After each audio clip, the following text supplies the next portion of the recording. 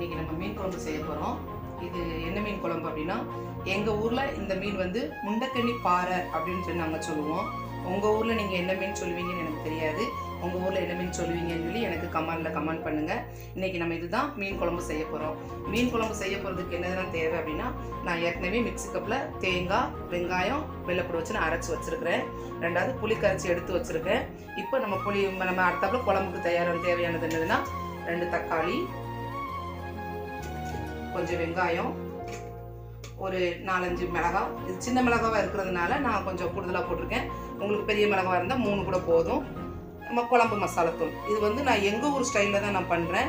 உங்கள் ஊரில் எப்படி பண்ணுவீங்களோ தெரியாது. எங்கள் ஊரில் நாங்கள் இப்படி தான் குழம்புலாம் ரெடி பண்ணுவோம். அதே மாதிரி தான் நான் ரெடி பண்ணுறேன். நீங்கள் இது உங்களுக்கு பிடிக்கும்னு நான் நினைக்கிறேன். நீங்களும் இதே மாதிரி செஞ்சு பாருங்கள், உங்களுக்கு ரொம்ப பிடிக்கும். கொஞ்சம் கருவேப்பிலை, இதில் நல்லா கொஞ்சம் கருவேப்பிலையை ஊற்றி போட்டுட்டு